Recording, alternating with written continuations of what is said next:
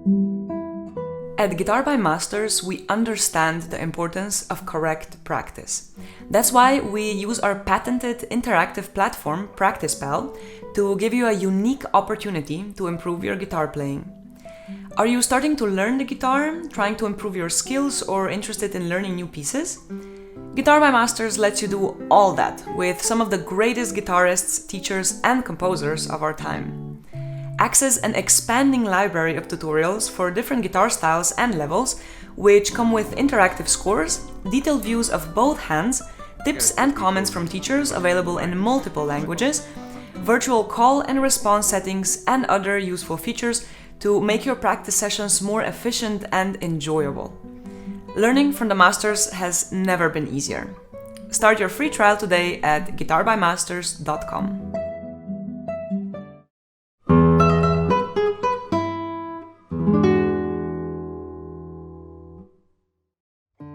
Welcome to the Guitar by Masters podcast.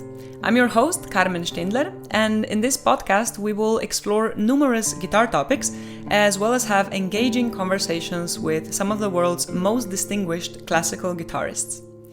My guest today is Antigoni Goni, a British Council, Royal Academy and Juilliard School scholar. Widely praised for her profound artistic sensitivity, her exquisite sound, and her unique palette of colors and dynamics, the Greek guitarist Antigoni Goni is internationally acclaimed as a true ambassador of the guitar and a sought-after pedagogue. Welcome, Antigoni, and thank you very much for joining us today. Hello, Carmen. It's my pleasure. So, let's maybe start at the very beginning, like with most of our guests. If I remember correctly, you were very young when you decided to, in your words, dedicate your life to exploring the beauty of the classical guitar. When did this happen, and who introduced classical guitar to you? Well, the guitar was introduced quite early because it was the main instrument that just brought friends of my parents together every Saturday night during the 70s. With the highlights actually during the dictatorship in Athens, and it was a way of protesting actually through the music of Medio Siglo Project, through the music of the rebel songs against the dictator. So that is when my parents started creating this soirée of music at our house, and the guitar was the main character. But it was not the classical guitar, it was the nylon string guitar, it was a guitar with a good sound, played nicely, not the electric guitar, not steel string. However, that was the first introduction of the guitar was not a classical guitar. But then when I asked to play the guitar, my parents thought that they should find a good teacher. One of the leading guitarists at that time was a good friend of theirs, so Evangelos Asimakopoulos. This is how I started, and this is when the classical guitar entered, the refined sound and the different repertoire, and together with my teacher was also my grandfather that kept bringing me all the records of Segovia and Yepes and Presti and La Goya. So it was the mixture of two that they diverted me from the folk guitar, in a sense, the accompanying guitar, to the classical world. And that was early. That was 11, 12. Now, dedicating my life to the guitar came a little bit later when I started realizing that what I fell in love with the guitar was the sound. I thought that was far more human and far more enticing than any violin sound. That I had a friend playing the violin, I thought it was way too high for my ears. Or the piano, that everybody played the piano. I did not want to be everybody. I don't know what I was thinking, but those were the thoughts of a 12-year-old, 13-year-old. And yes, I got really, really lured by the guitar sound. I loved its warmth. I loved its humanity, the human voice. And to the day, I really think that the guitar sound is very close to a popular singing voice, not an operatic voice. There you have the immense legato, the long the long sounds. But if you listen to any popular singer, the phrases are much longer. The big tenutas of one sound is much shorter. So to me, the guitar is very close to the human voice, and that's what I love to the day. So it's basically a form of expression that you wanted to continue your life with. I couldn't be a singer, I guess. So I decided to sing with my guitar. That's wonderful. Cool. Okay, maybe the next topic, I was thinking of talking about the Medio Siglo Project, such a special project. So yes, let's talk about the absolute masterpiece that is your most recent project that came out in February 2023, very recently. We're speaking now in April, in real time. So it's Medio Siglo, the art and sound of José Luis Romanillos. He was not only one of the most influential master luthiers of the 20th century, but he and his wife, Marianne, were also your dear friends for more than 30 years. So this wonderful tribute you made feels even more personal. Mm-hmm. Could you maybe tell our listeners more about this project and what it means to you? Yeah, of course. And it is as you said it. Marianne and Jose has been in my life for as long as I remember, my adult professional life. I met them when I arrived at the Royal Academy, so I was just 20 years old. And it was a sheer coincidence, the whole thing, because I arrived, I did not have a great guitar.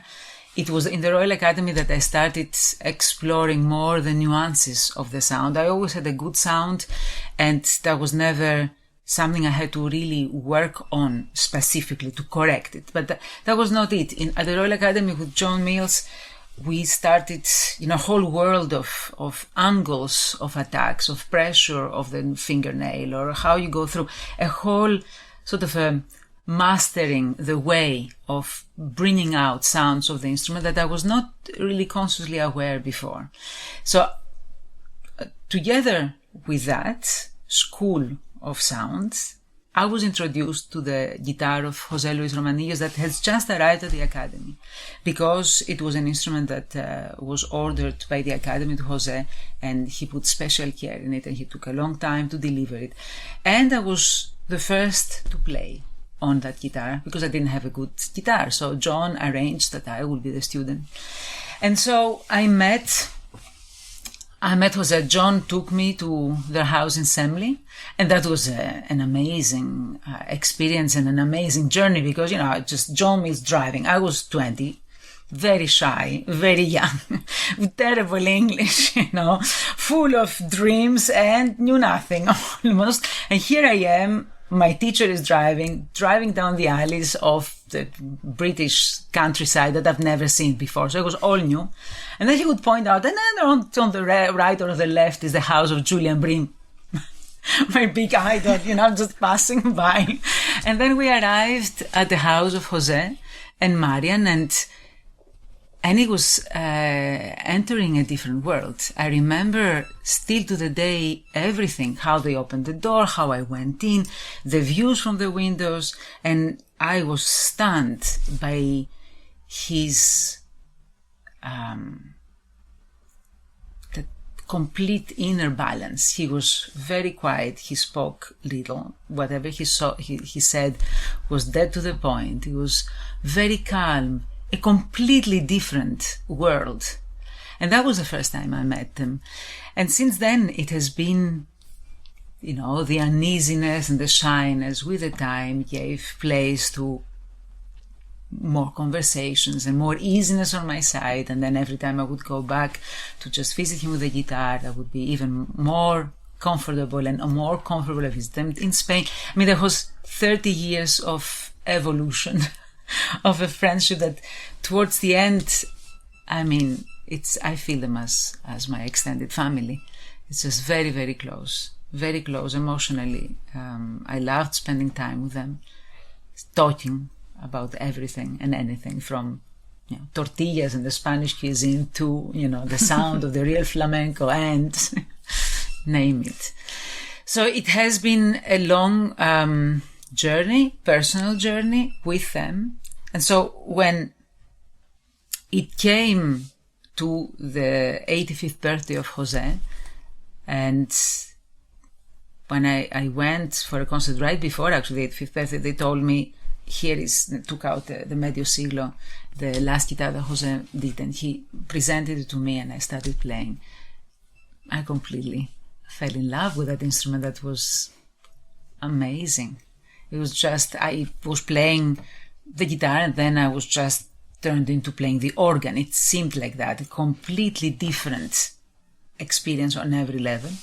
And that was the beginning in a sense. I went back to play the concert for his 85th birthday on that guitar. He wanted me to play on the Medio Siglo guitar.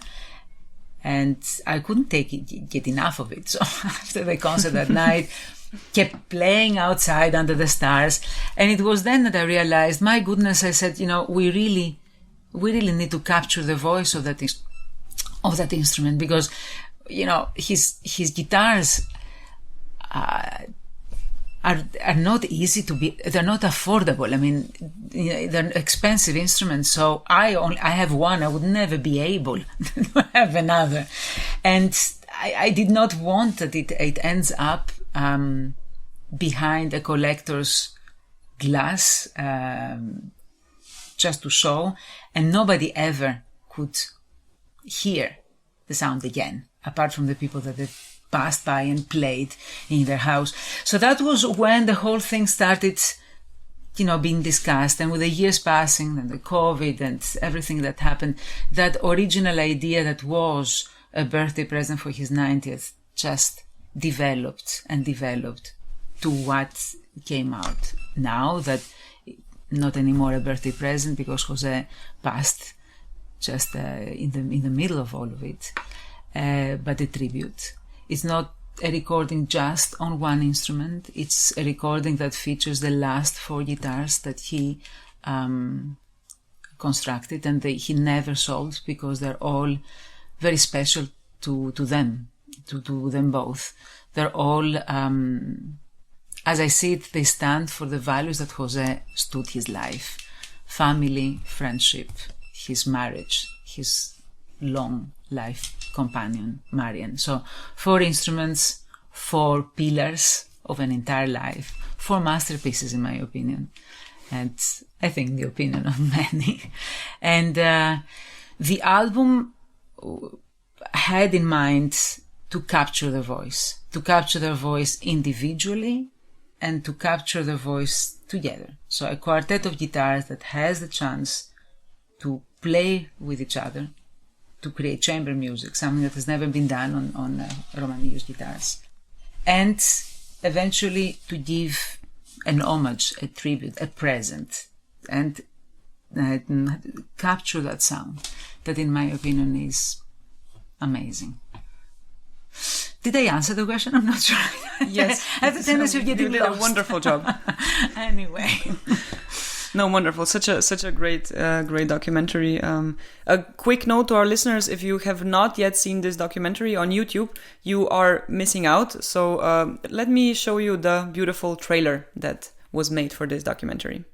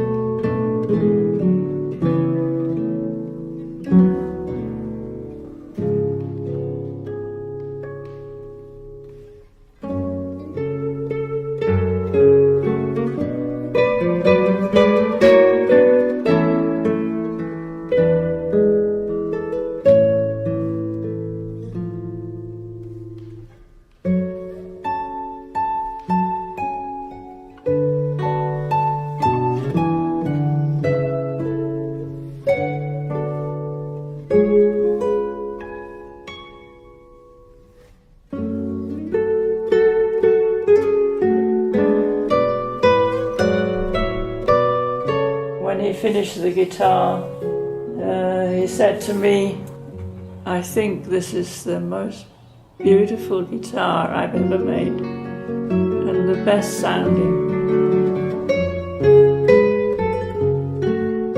was a real craftsman with a curiosity to discover what worked and what didn't.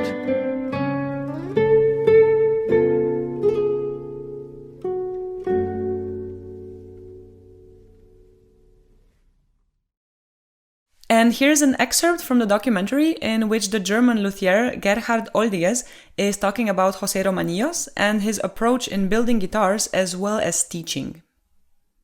In my opinion, José Romanillos was very important in several respects. First of all, he was a fantastic guitar maker.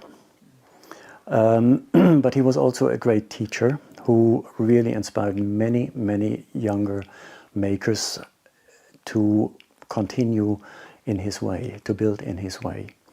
And he taught the methods as he was working with the methods in his own workshop. But he's equally important as a historian who explored the history of the Spanish guitar, especially the history since Antonio de Torres.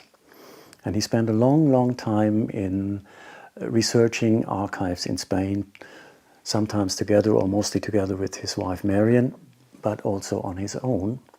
And he examined many guitars, and all of these guitars, all their characteristics, both in construction and in technical respect, but also from the sound, they were floating into his own instruments. And finally, he wrote his book about making guitars in his style, the Romanillos method, which is evolved from his deep knowledge of the history of the guitar. It didn't come out of nothing. He started, as everybody knows, with A.P. Sharp's Building a Spanish Guitar. And that was published in the early 1960s, and he got it on loan from the local library, but that was the only thing he could find. But he was a trained cabinet maker.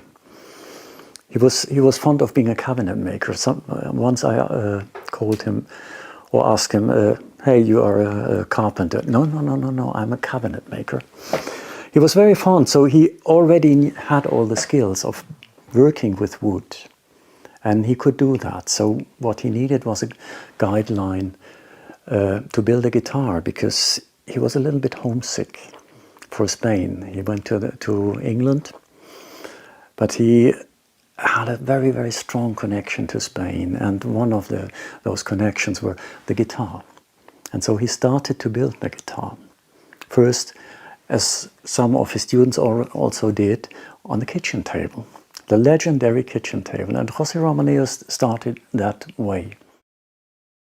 Okay, so having taught at many prestigious institutions all over the world, what made you choose to settle in Brussels, teaching as a professor at the Music Conservatory there? That's another long story. Go ahead. My life is full of long stories. That's what we're doing. Anyway, so yeah, that well, back, where was it? Around 2000, I met Rafaela Smits for the first time, the Belgian fabulous guitarist that I'm sure you're all aware of. And we hit it off really well. We became very good friends very fast. And then I started visiting Belgium to play duets with her, and I presented in some festivals in the USA.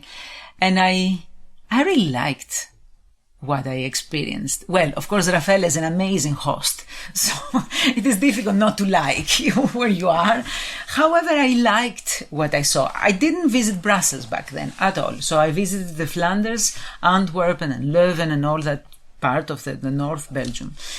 So at the time that I met Rafael, I also met my husband, Michele, and we soon got married, and soon became obvious that we did not want to start a family in the United States. For our American listeners, nothing personal. We just wanted to basically be closer to the grandparents, because we knew that if we were across the Atlantic, that would be really once a year, and we felt that the kids had to have grandparents. And so started the idea of slowly making our way back to Europe. And when I started looking a little bit more seriously, because I did not want to, quit Juilliard and Columbia where I was teaching and just come back to Europe and rely entirely on my performing career, at the same time thinking of having kids and doing what? You know, you can't breastfeed a big stage, you know, it's just a big mess actually for everyone. Of course. And so I start looking on openings. And that was when Raffaella sent me an email. I said, you know what? The position at Brussels is opening in a year. I said, wonderful. So send a bio. You just send something. So I send my folder and everything. I hear nothing. I was in, of course, 3 months later. Now we are in September, the new year. I signed all my contracts in the United States, everything. And then I get this phone call. I was in a festival in Portugal. This phone call said, yes, the director of the Conservatory of Brussels, could you start in 2 weeks? I said, yeah, well, that would be wonderful. I mean, I can't really do that because... So what happened?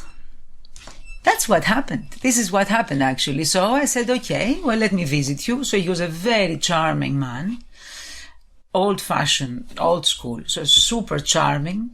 Showed me the best places in Brussels. I loved the place. I mean, the conservatory still is falling apart, but I loved the atmosphere. I loved the humanity of it. I loved I got a feeling that it was about the people. It was not about the looks, certainly not about the looks. I mean, we're still restoring, but said, okay, let me do it a year. Let me try out. And what did I do a year? You know, that's the things that you do at 34 years old. I was commuting. So I was teaching Juilliard and Columbia in New York City with my husband back. And once every 2 weeks, I would fly in on a Delta Airlines and leave with the same crew a day later to teach the 5 students that were at the department. After a year of that, I thought, well, I do like the atmosphere. Let's move. Will I do that now? I'm not sure, you know, in the sense that I would pick up and change my life, my husband's life, and everybody's life like this. I never regretted it.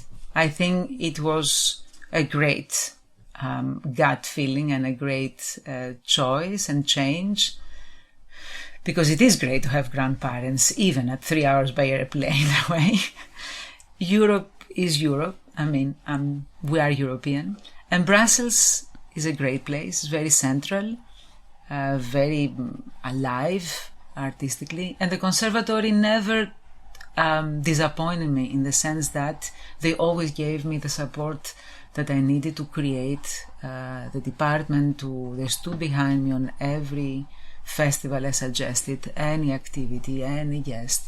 So it has been a great collaboration. That goes now 19 years. That's just a long time ago. Soon the anniversary, 20th. That's right. I have to start thinking the 20 years anniversary soon. Stay tuned. And how did you cope with the 1 year jet lag that you experienced every month? I don't know. I did. Okay. That's what I'm saying. These are the things that you do once, you never do again. And looking back, you wonder, you know, I was out of my mind. But yeah. Okay. Wonderful. What are some of the key principles or techniques that you emphasize in your teaching? What's the most important to you? I really think that my job as a teacher is not to create, you know, copies of me or copies of the people that I admire or copies of anyone. My job as a teacher is to find the artist inside and help it come out. So that is what I go by. I really think that every one of us is very unique, is very different. It's not about comparing. It's not about it's not about comparing. It's about differentiating.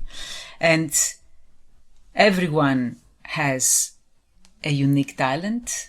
And my job is to understand it first and then help the student discover it, realize it, and bring it out.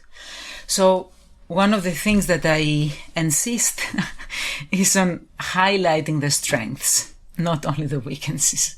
So, because I really think that I can pull someone apart and put him back together, him or her, but only if the person feels that there is a base they can always rely on. And that base is their strengths, their uniqueness, what makes them who they are. If they don't know that, first of all, they will never be able to grow, they will never be able to change, they will always feel insecure and even trying something else because, you take something away that they're used to and nothing is left. But no, there is themselves left. Their talent is left. So on that, I try to build on.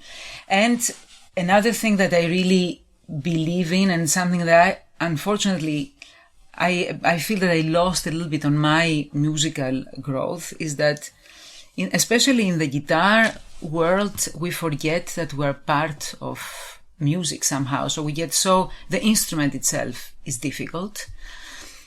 I can get many instrumentalists doubt, argue with that, but the guitar is a very difficult instrument. So we get so entangled in the instrumental side that we forget the music. And we don't give equal emphasis to everything that builds and makes a musician a musician. And as a result, many times we, break our face on issues that shouldn't be there.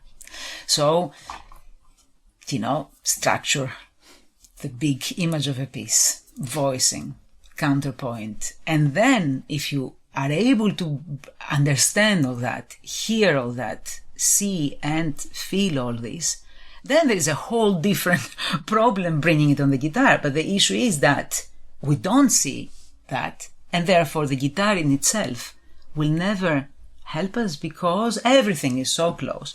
The registers are so jammed together. You cannot really hear the voicing. You cannot really hear the melody. It's not so transparent. If the musician doesn't have the education to understand all that, the guitar will never sound like the orchestra that it is. So that's another big area of the guitar of my teaching. And sound. That is the big the other big issue, and work with the weaknesses of the instrument that is its strengths. I think the weaknesses of the guitar is what make the guitar unique.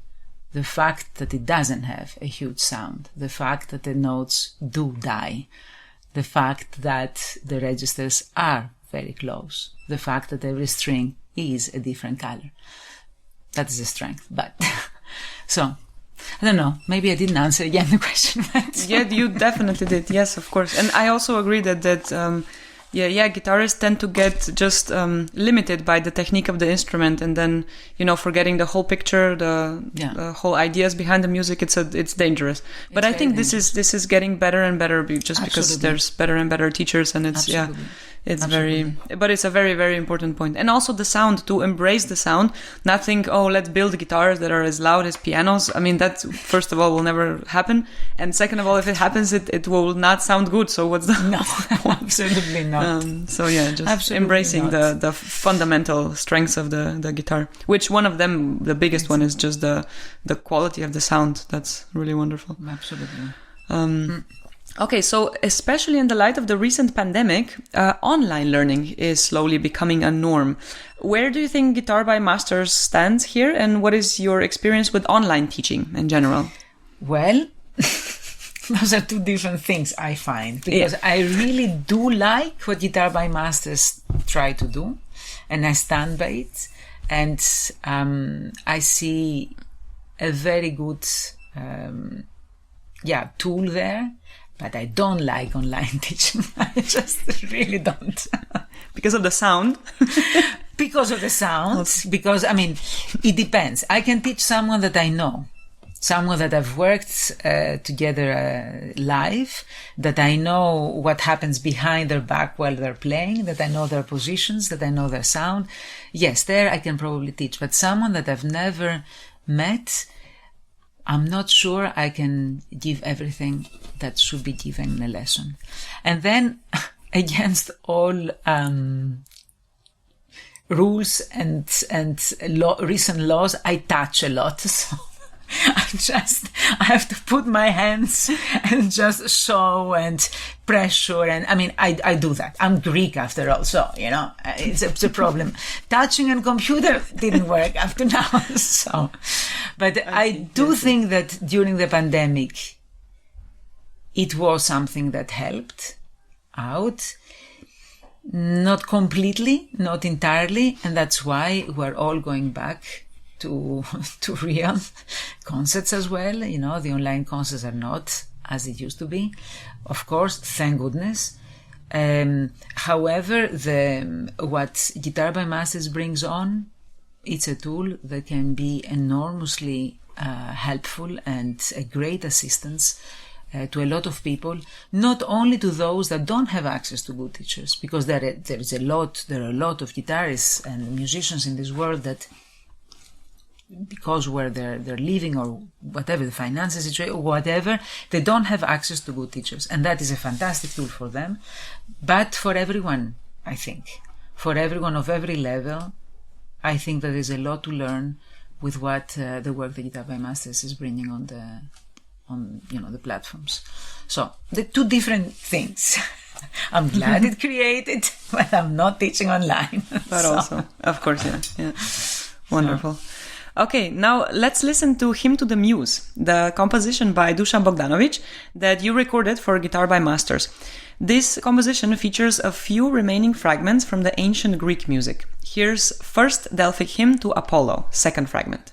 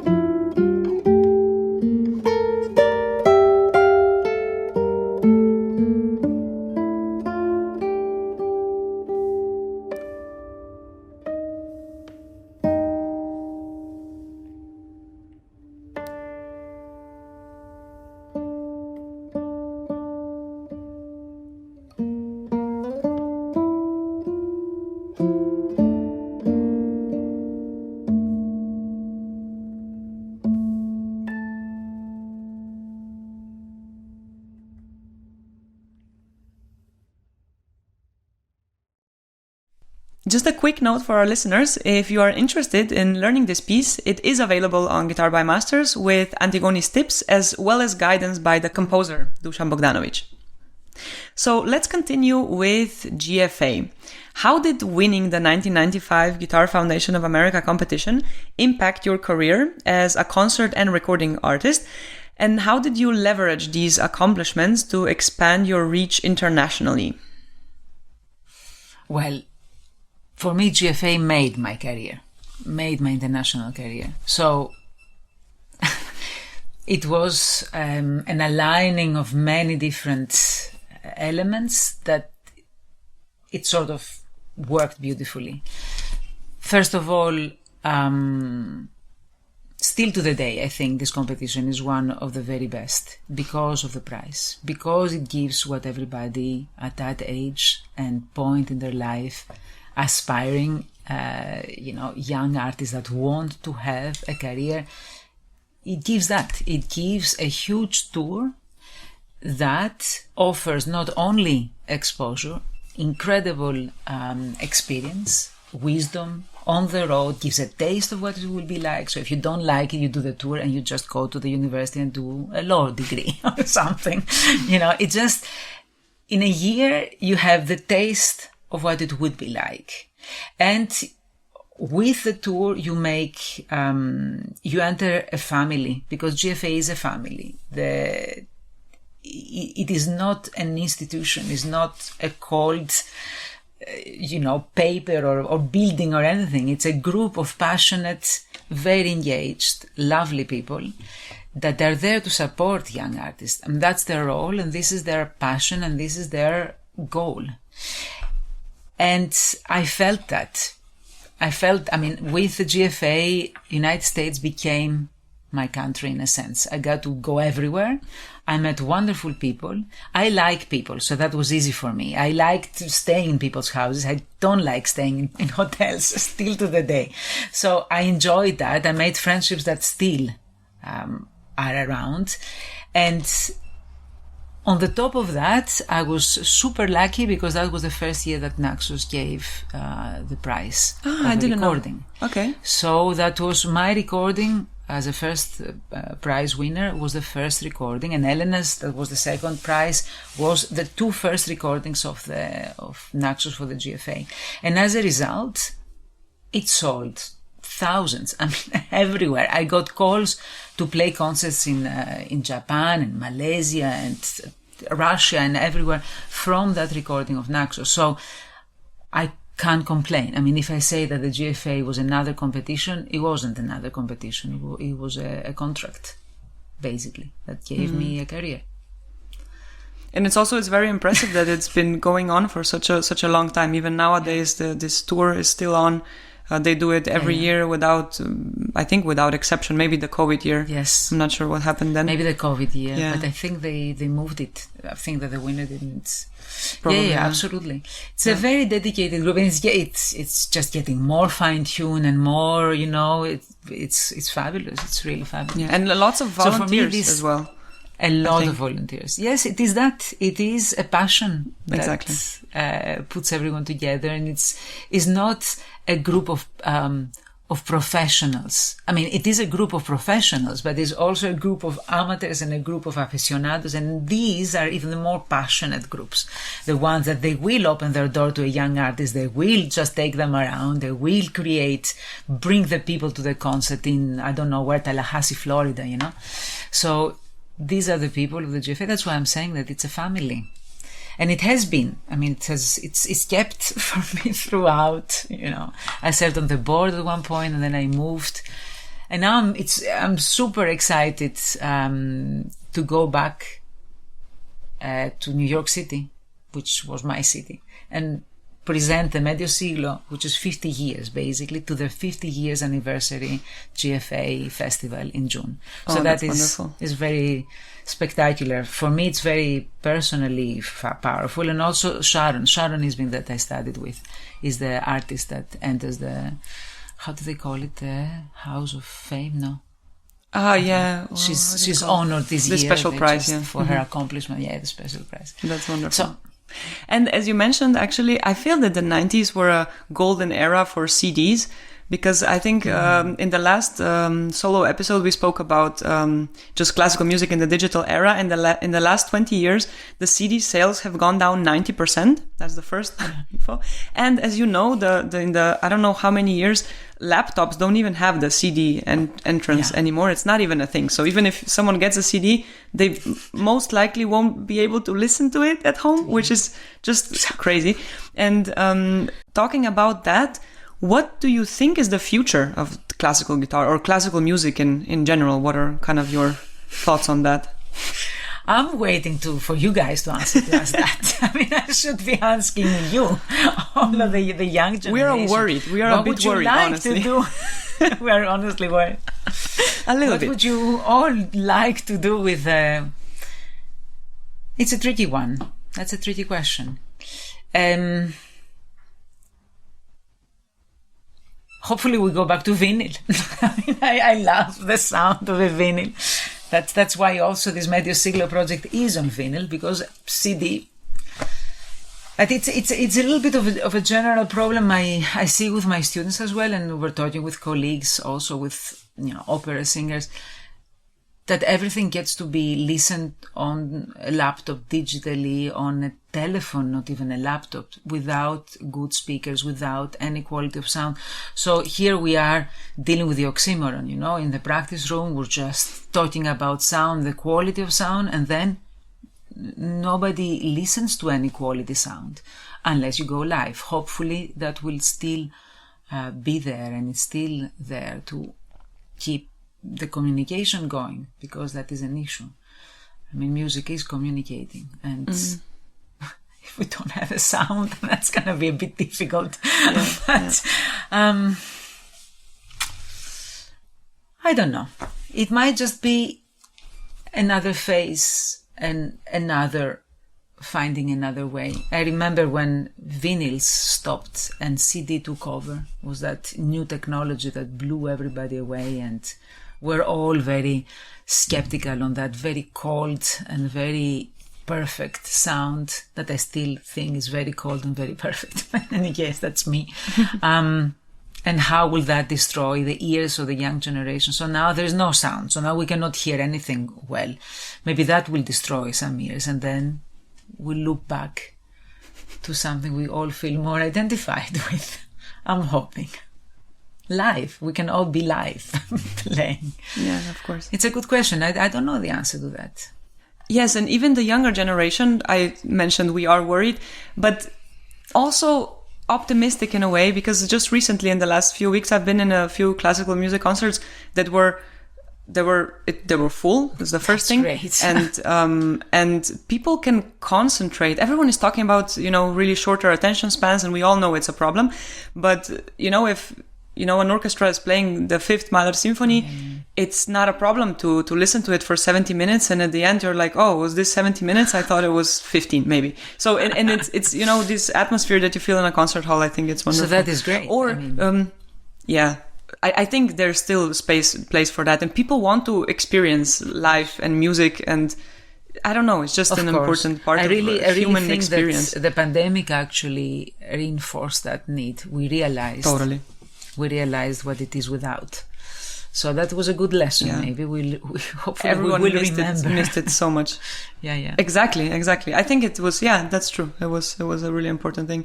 As well as, just a few months back, we went to the Berliner Philharmonics when they played, when Marta Argerich was playing as a soloist and Barenboim was conducting. Wow. So, you know, seeing them on stage together. All three concerts, 3 days in a row, were completely sold out for months. And the standing ovation and just this excitement of everyone in the hall was so palpable. It was something completely out of this world. So then you feel like, you know, it's okay. Classical music will survive. Yes. There's no way it doesn't, you know. So yeah. Okay. Next thing, do you maybe have any advice for young aspiring classical guitarists who want to establish themselves on the international concert scene? I'm sure you talk to your students also about these things. Yes. Again, there, I think that it's important to. I look back to what I said when you asked me about teaching. And I really think that when you realize what are your strengths, what makes you unique and different, then you know how to hopefully capitalize eventually. So you don't try to imitate, you don't try to copy careers, you don't try to do that because someone else did that and was successful, but you have the strength maybe and the self-confidence to say, this is who I am, this is what I want to do, I can't live without it, so I have to figure it out.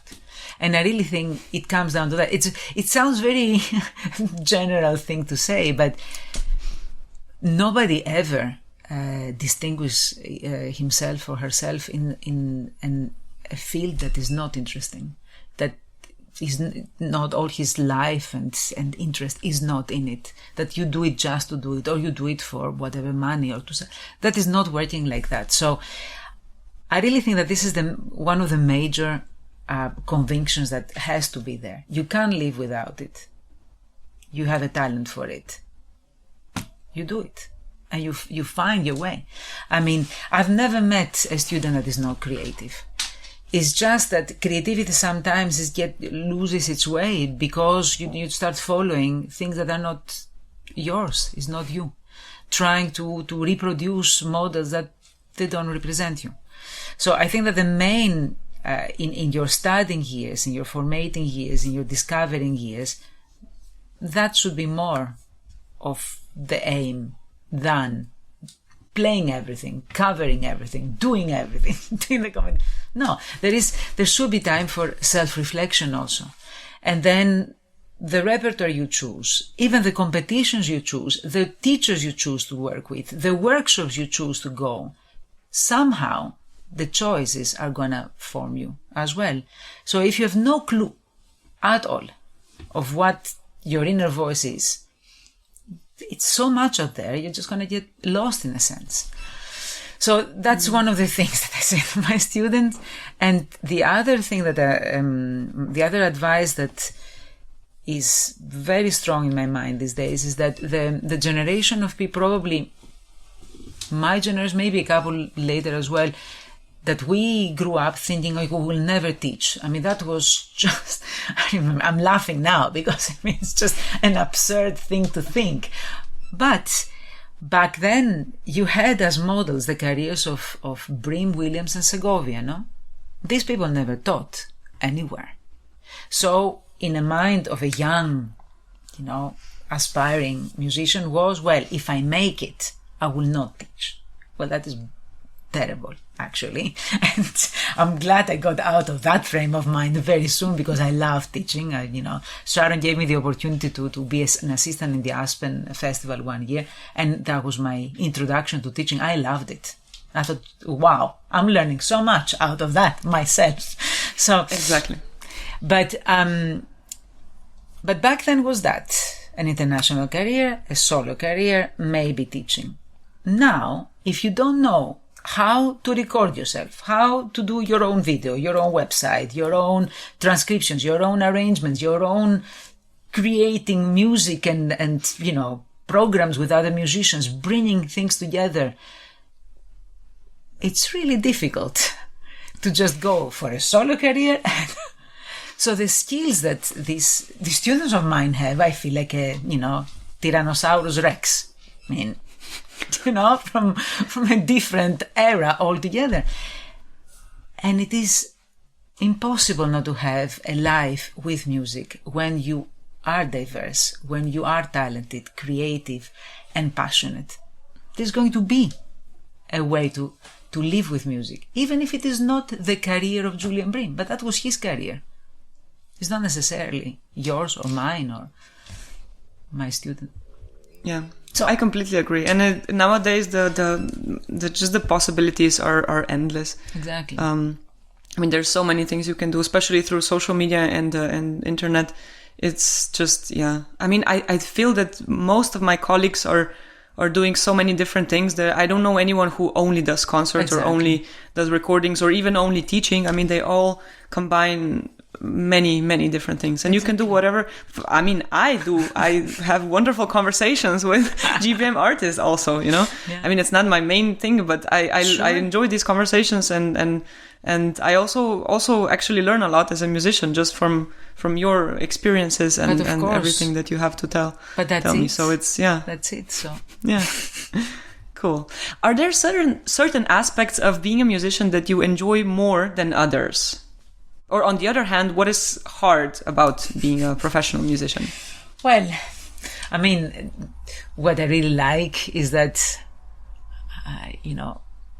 my hobby is my profession and my life is all one. That can be a curse if you cannot put a limit, but it is also marvelous.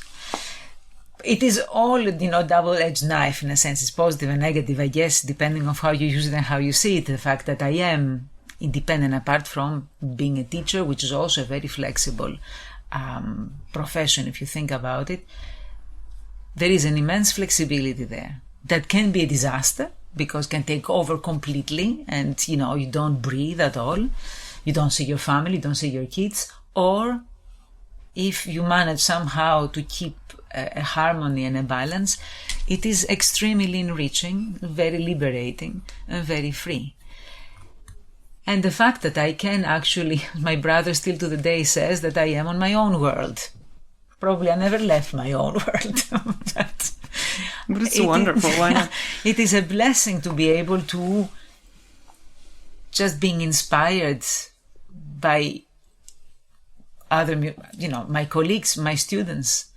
It is an endless source of youth in a way, just being the curiosity, learning all the time, being alive, being involved, being present.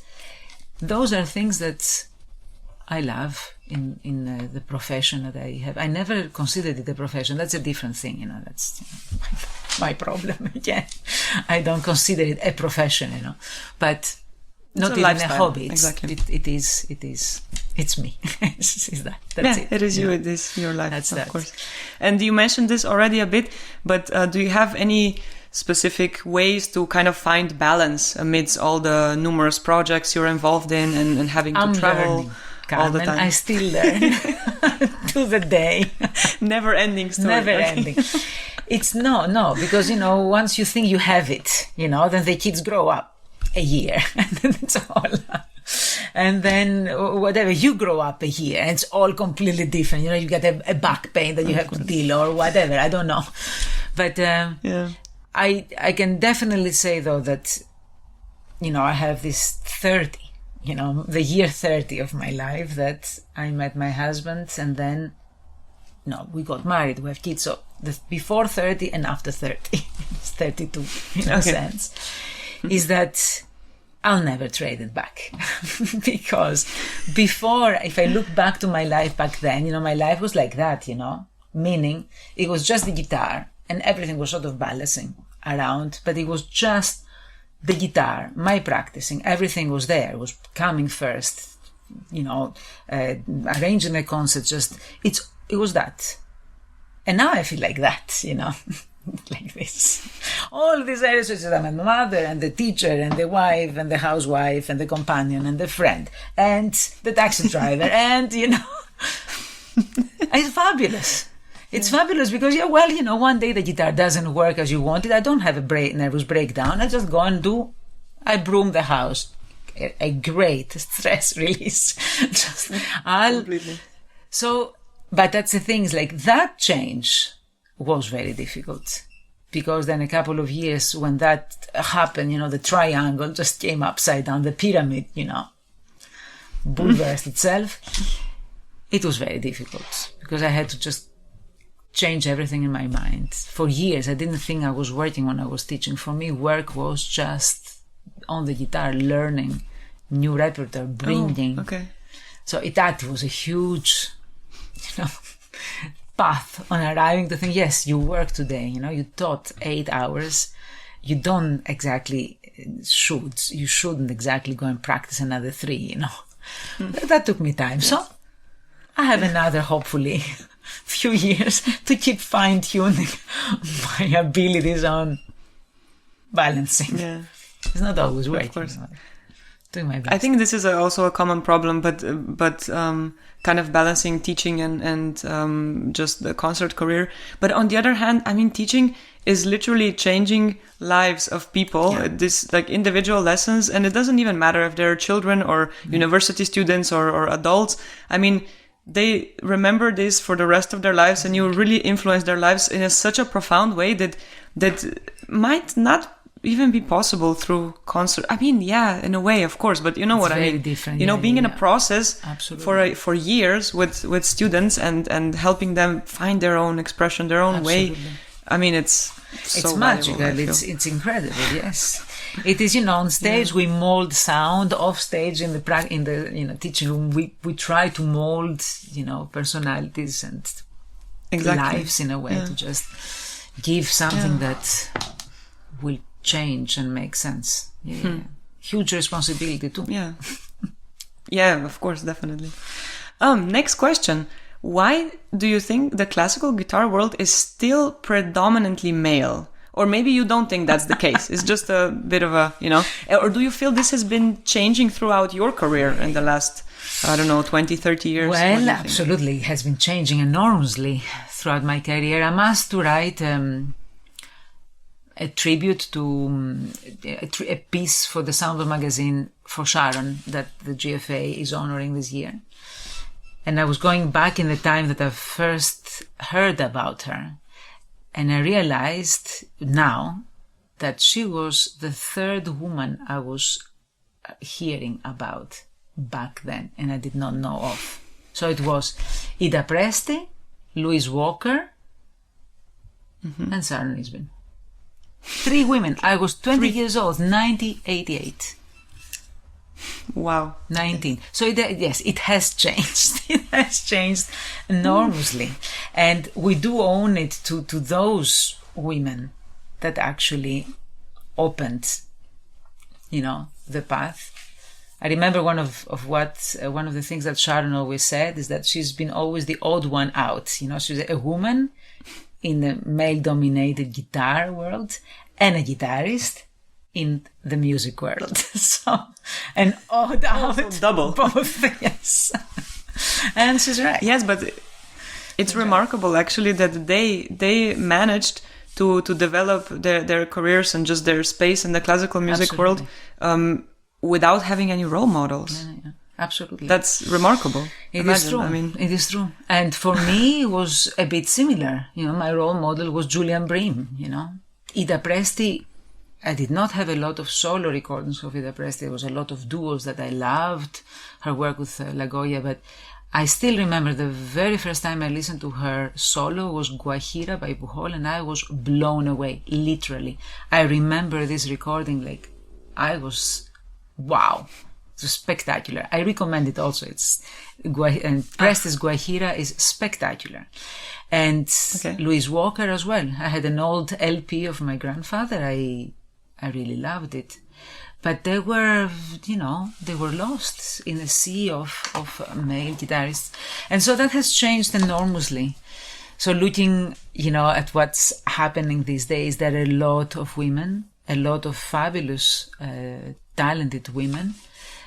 I have a lot of female students. My studio in Brussels is 8, 7. It's just like this. Volterra project is always 6 to 5 to, completely equal. So that's wonderful. And equally talented, gifted, engaging performers. So I think it's changing and it's great. So the future is bright. Absolutely. For everyone. For everyone who, has something to say, no matter the gender. Exactly, that's the point, yeah. Exactly. But it is, the opportunities are there. And I think the only thing that we should, not we meaning me and you females, but we humans should, society and teachers and in our world, the guitar world, presenters, we should try to make sure is that there is equal opportunity. That is, in my opinion, key. Equal opportunity for talented young artists to get on stage and blow us away. Regardless of whatever. That's it. Totally agree. So, yeah, exactly. And I mean, that's the ultimate equality anyway. Yeah, absolutely. Absolutely. That's the point. Okay, so let's continue with some more music. Now we'll be hearing the piece of the suite, Hymn to the Muse by Dusan Bogdanovic. Hymn to Nemesis, written in 15/8 meter, so 4+4 plus 3+4, performed, of course, by Antigoni Goni.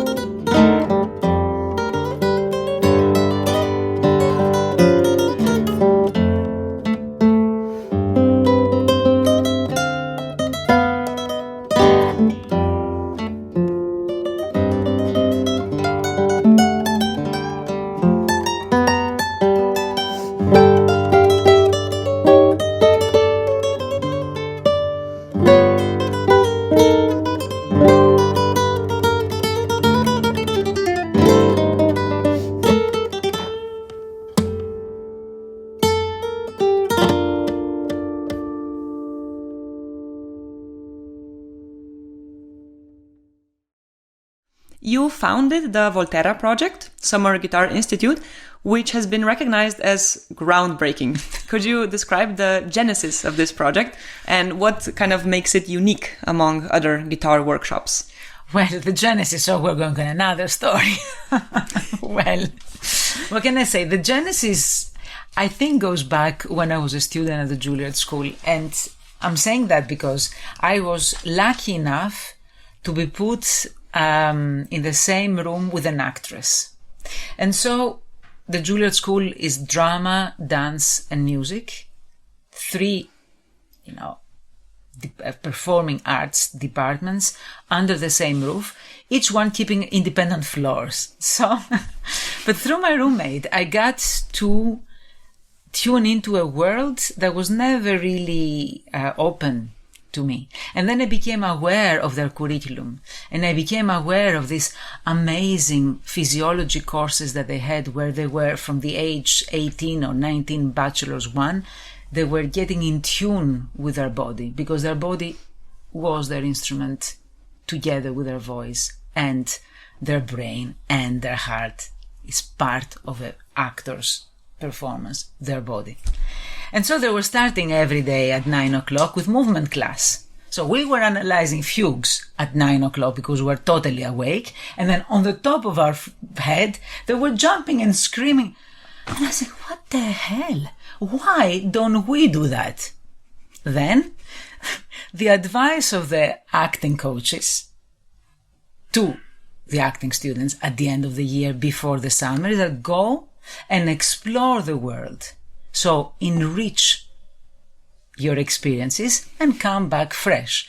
The advice of the musician teachers, go and practice and do competitions and then come back tired to do even more. Mm-hmm. So those were the seeds, actually, because I was thinking, we are actually doing something wrong here. There's something that is not quite clicking.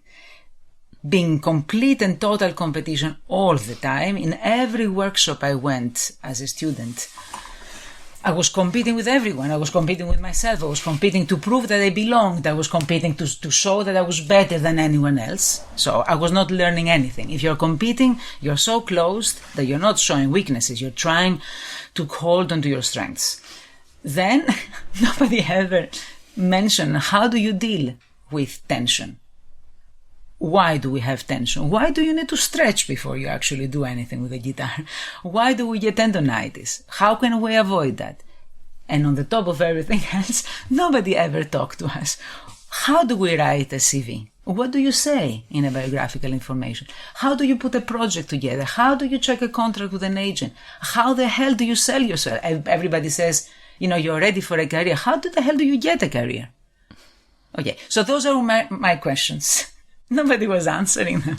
So the more I developed, it arrived at a moment and I said to myself, maybe this is what we need.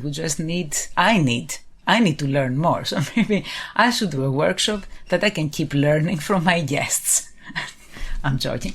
That I can offer to the next generation a little bit more of tools. Yes, the master classes, but in a non-competitive atmosphere. There is not a tape. It's a limited seat workshop. We can only accept 12 students, but we don't ask for a tape. We just ask for a motivation letter and a repertoire. So it is not about competing to get in. It's what the students feel they will get from the Volterra project. They have to be online with the philosophy of the course. They have to be open. So that's the only, rule of thumb, that they have to be open to discover and change, hopefully, and free and comfortable with feeling exposed a little bit, so that they are able to change. And then to offer to them the physiology, the 360 degrees spiel, the physiology and the business of music, improvisation. We're working with an acting coach to actually talk about stage presence, talk about getting into the role, creating a story, communicating a story. So that was the genesis of the Volterra project, and this is what it stands for. we started it together with Michele, with my husband, and it has been for many, many years a two-people show. I mean, we do have a board, we had people supporting us, but year after year we're going from, just without a breath, trying to meet the deadlines, trying to meet the expenses. And but the last 10 or more years, we have been lucky in having new blood in. Some of the students that came, that became alumni, then students of Medio Conservatory, they kicked in. So Luca and Martin at the Volterra Project Trio, the members of the Volterra Project Trio are also assistants, are helping enormously. And throughout the years is again a team of passionate and dedicated people that they're volunteering basically their time and their passion to bring this together. And I think that what makes it unique is the synthesis of all that, of all this information and courses that are not offered like this nowhere, in my opinion. And on the top, the setting where we are, because it feels like a retreat. You enter this Leonardo da Vinci painting where we are. It's an old agriturismo in the middle of nowhere in the fields of Tuscany. And for 10 days, that's it. We go 3 times to the city for a concert and sightseeing, but all the work is there. So there is, the time expands and there is space, and you feel the support all the time throughout the day, through the courses, through the dinners, through the lunches, the swimming pool, the walks, to learn from everywhere. You talk with everyone. It becomes a family at the end, and it is an exchange among equals. All questions are important. There is no judgment. There is no criticism, really. And so people change like that. We change every year. And this is what the students say. It's life-changing, I think, because of that. That's wonderful. That's really maybe I answered the question. Yeah, no, and I really think these set of skills, I mean, not only to be able, to know how to write a CV and to think about music in more general sense, but also being a complete musician. These things are also lacking in the university curriculum, I think, at the moment. And I think in the next years, this gap will have to be filled somehow. Because if you learn how to be a perfect musician playing, but don't know anything about the music world and about building a career, it doesn't help you. Yeah, it's a dead end. and also the thing is that a lot of this information is given in a conservatory or in a university. The only thing that I still feel that is lacking is the synthesis of all that, so that you go to the masterclass and you hear a different take with your teacher of what the physiology teacher has told you in the morning on the positioning of the body and the breathing. So you see it standing and moving. You see it sitting and playing. You go to the acting coach and brings that other part that is actually the core is always the same. But it's seen from different places and it's put together. So it makes all together makes sense. And then in the university or the conservatory, for example, you have a solfège class that stays on the speed of reading, but it doesn't make sense in your music. So unless you have this creative mind or a teacher behind to actually make the link, you're learning, like a parrot. You are recognizing the intervals, but you never feel the intervals.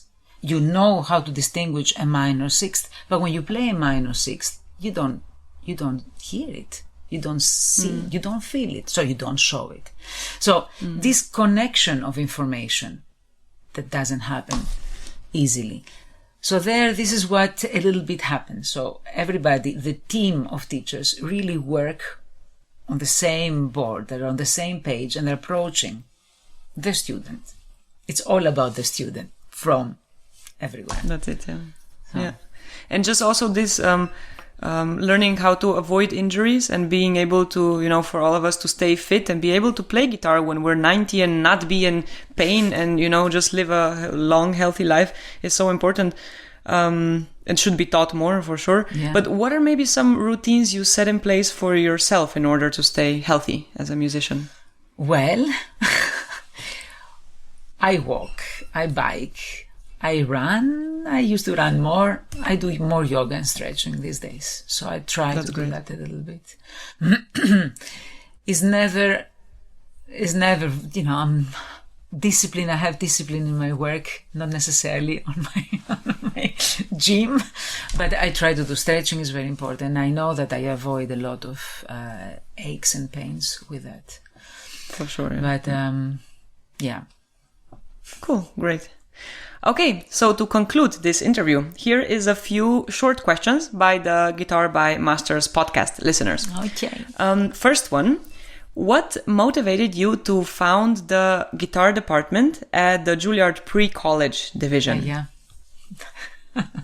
Well, that was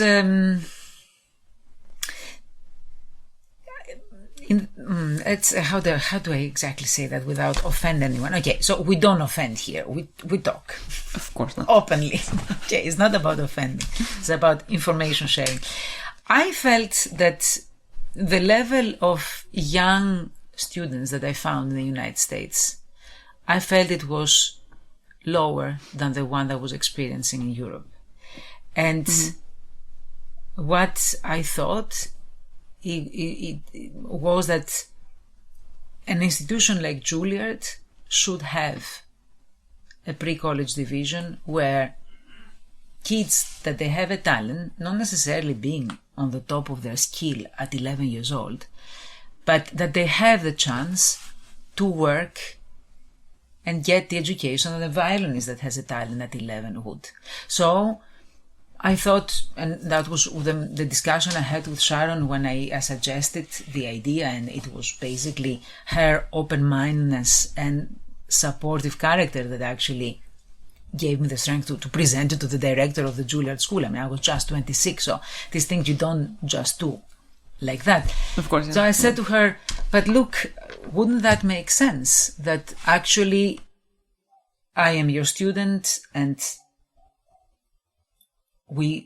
I know how you work. It would make more sense that there is a preparation before in the ages that matter, so that they arrive to your hands and you don't have to repeat the obvious, like adjusting hand positions, for Christ's sake, because I did that quite a bit. Because in the United States, the way that kids get into the guitar, it was 14 through the electric.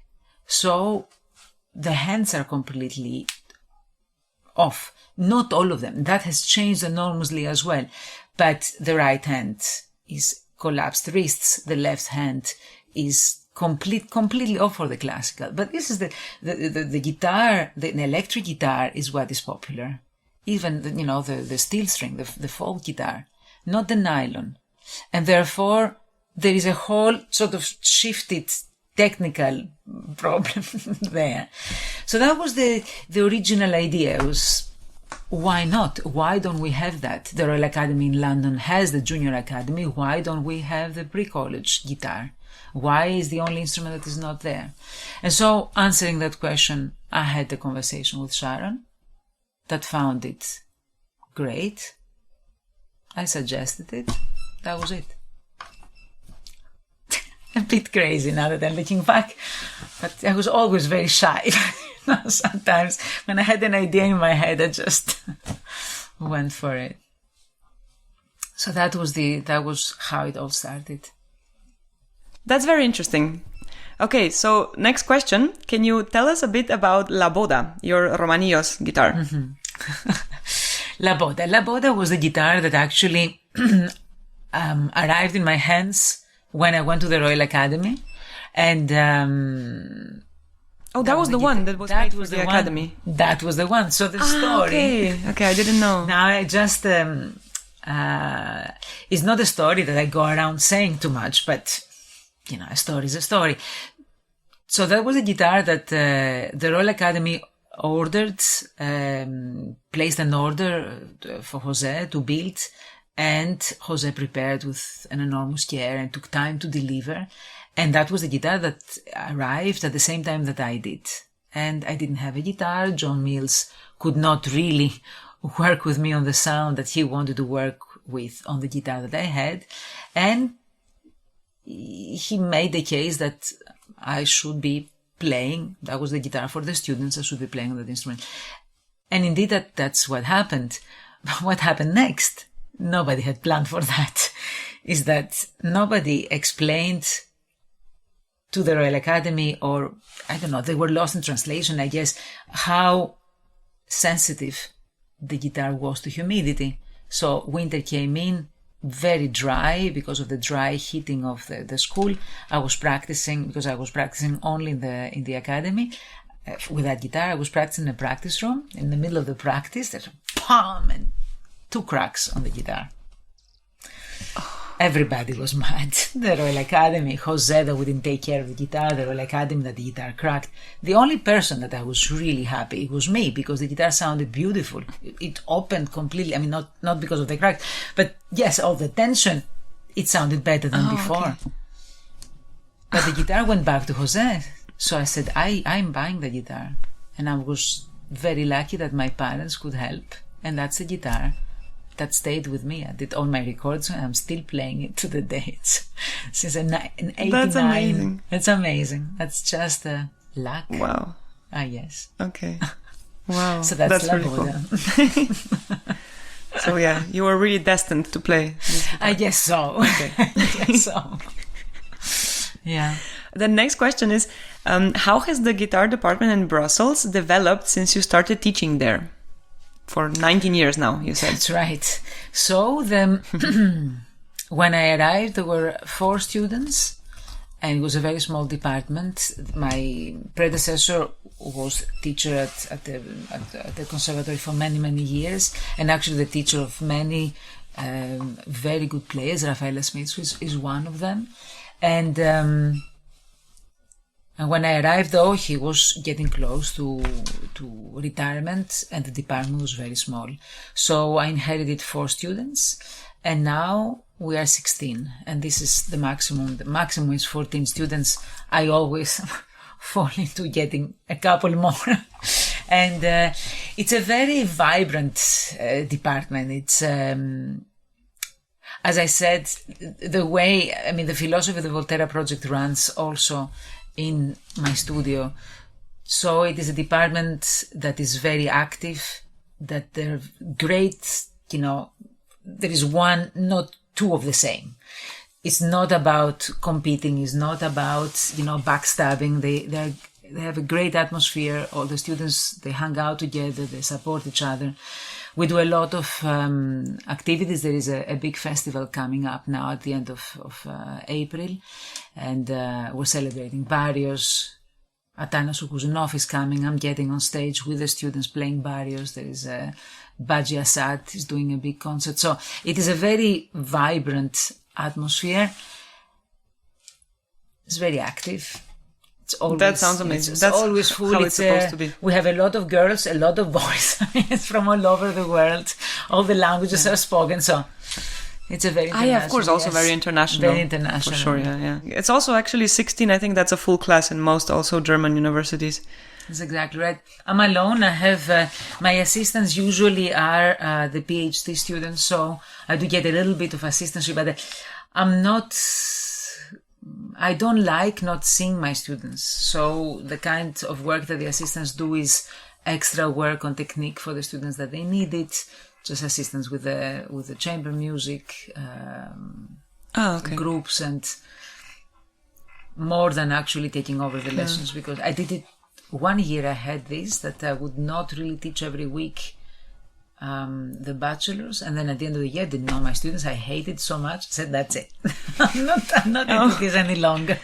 But it's also, there's, for example, Ricardo here in Weimar found a solution to just do a rotation, because I'm assisting him and I teach all his students, but I teach them once a month. So basically he teaches 12 students a week, and the other 4 I teach, but they rotate. So I teach different 4 students every week. Okay. So basically they have 3 lessons in a month with Ricardo and 1 with me. But that's a and good it actually idea. it works well, because they're also under a bit less pressure to prepare every week for Ricardo, you know.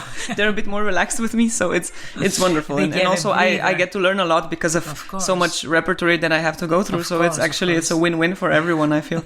But this is maybe also for the future. That's a this good is not in idea, the official actually. podcast. That's a very good idea. Yes, we don't keep this. Yeah.